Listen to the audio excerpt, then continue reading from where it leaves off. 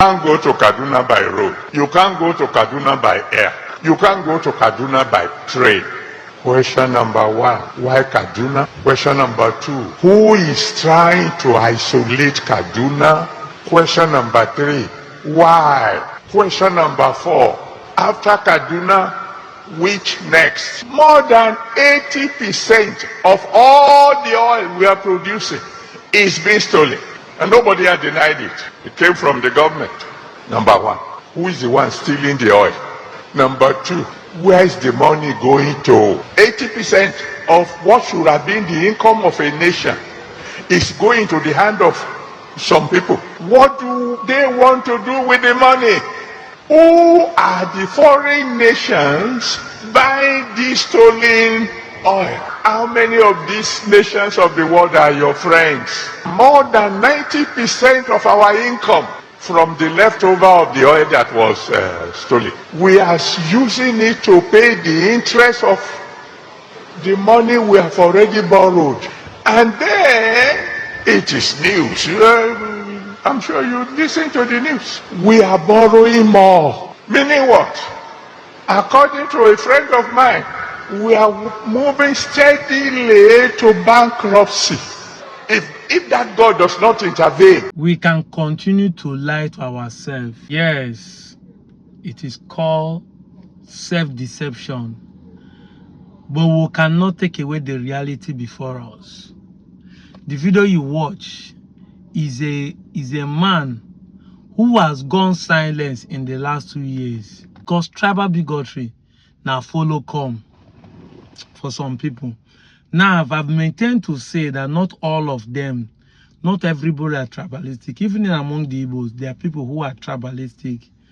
But with the way things are going, I think to be a tribalistic person is the best way to go in this country.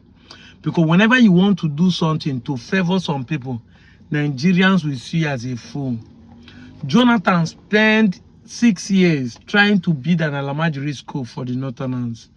Today, a lot of people seem like a fool. Say, why you know build something for O2OK? Why you know develop by ESA? I've said it time without number that the problem we have in this country is lack of responsibility. We all are irresponsible. And when the English word irresponsible comes into play, we think it's person who did not matter, who did not have a job that's irresponsible person. No. If you have a job or you have a wife, that does not make you a responsible person. After all these politicians that are stealing our money, that are irresponsible, they are all married, they have a job, but they are thieves. Being responsible is you acknowledging that you are responsible for your irresponsible actions. A lot of people are always good in accusing the Igbos without taking responsibility of their own actions that contributed to the downfall of this country. That is where the problem starts from. As a Christian, it started from the Garden of Eden. Man naturally don't want to take responsible for any irresponsible thing you do. Adam, what happened to you? Adam said that the woman you gave to me and I make me chop the fruit. You don't want to acknowledge, oh Lord, I have sinned. I made a mistake. The next thing you start calling the devil. Nobody, 99% of them, don't want to accept they are the one who's spoiling Nigeria. Everybody is looking to who to blame. So now the Igbos are the only one to blame. That's why you see people coming to my comment section and be telling me it is Agi Rossi that spoiled Nigeria. It is Agi Rossi that spoiled Nigeria. It is Nzogo that spoiled Nigeria. Why did they plan the coup and kill all that? It is Ojuku that spoiled Nigeria. Why did he decided to run away? He must find a way to blame the Igbos. But let's assume that whatever you are saying is true. In fact, let me accept that is the truth you are saying. Why having to fix the country for 50 years? 50 years down the line, your people has been in power. Your people have been the one ruling. You are the one making every decision, occupying every key position. What happened? Igbos spoil Nigeria within 6 months. The Chukwuma Nzogu coup and Agi Rossi reign all happened within 6 months interval. That from that period to today, even during the war, it was still your people that are in power. What happened? What happened? They did not fix Nigeria. 50 years were given to you to fix something that somebody spoiled for 6 months. You have never been able. Instead of you to say, now we spoil this country, you are still looking for Igbos to blame. You are still fast forwarding and rewinding back. See him now.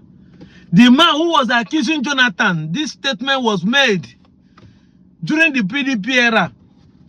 We have done 10 years into APC. What happened? Instead of you to accept that we are people they swear Nigeria, the man has gone mute. He's no more protesting. He's asking who is next. Benue is next. Plateau is next. And it is happening. They're killing them in their numbers. 200 and something trillion is missing right now from any NPC. You are asking the question, Julie Jonathan, who is stealing Nigerian money? Now ask your brother who is stealing Nigerian money. Can you? Ask Tinubu who is stealing Nigerian money. Because as of that time, Jonathan wasn't the Minister of Petroleum. But today, Tinubu and the last government Buhari that he supported were the Minister of Petroleum and President. Ask them who is stealing the money. We don't want to accept now we spoil Nigeria. We're always very good in accusing the people wrongly. Why am I bringing the Igbos into this thing? Because this is the reason why I'm making videos, because I hate when people accuse people wrongly. That is the reason why I'm defending the Igbos. I'm not saying that the Igbos are innocent. They have bad politicians. You might think that people are calling P2B today in Igbo race. Yes, because P2B represent what the Igbo man wants. If all those Okalo, Hope or them, including my brother Kowa, came out today to contest for election, we will not vote him. You people accepted that Jonathan is a Sansa, but the Igbo people stand with him. Why? Because he's better than Buhari, and it has been proven. I saw a video of somebody confessing. I will play it. How they were about to destroy. I will play it. I know how they were about to destroy Boko Haram, but because of selfish interest, because they wanted power. And today they are conniving again, trying to remove power from. Tinubu was among those who fought his own brother. You are saying he's now south against the north, but Tinubu is among the people who fought against his own southern brother. Not an Igbo man, now an Ijob man. And Igbo people stand with him, but Ijob people today are still blaming the Igbos. You don't want to accept that you made the wrong decisions, that your choices are part of the reason Nigeria is bad. Always pointing finger to people.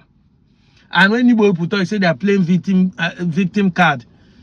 It is a victim card when you don't want to say that you also contributed. Everything is about Igbo people this, Igbo people that. Igbo people so bad, a governor is recognizing them in America and giving them an Igbo day. But you cannot allow it to happen in Lagos because they want to claim Lagos. I posted about Anambra student that won a competition. You are telling me one intercon Nigeria. But if they commit a crime, you want to know say na Igbo people do them. You want to let me know that Igbo people they push drug. You know go to say Nigerians are pushing drugs. You know go to say Nigerian people are selling fake products. I think it's right time we all become tribal because let's see where it will get us to. I'm out of here, Joe. During Jonathan, we brought mercenaries. They were about to finish Boko Haram.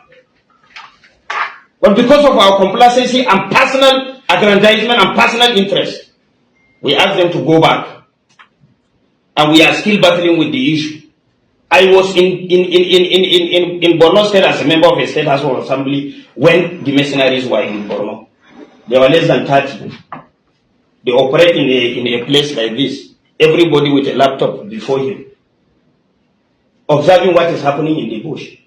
The moment they discover an enclave, they will be able to identify how many weapons do they have, what kind of weapons are they using, how many AK-47 do they have, how many explosives do they have. They will take only 3 or 4 people in a chopper, go and clear everything. They will snap pictures before clearing them and bring back exhibit. We are about to finish it. And because of interest, personal interest, that if we allow mercenaries to finish this thing, we are not going to get anything. How much was the bill given by the mercenaries? Even Russia is employing mercenaries to fight for them, isn't it? Are we stronger than Russia? Is there anything wrong if you can bring somebody that can fight for you? There's nothing wrong in that. So I'm sorry if people are saying that National Assembly is not doing the needful, National Assembly is not providing the enabling laws. We have provided all the enabling laws. The enforcement of such laws is not ours. If government is not ready to implement, there is no way we can compel government. The only thing we can advise government, if government refuses to do, there is no way you can force them.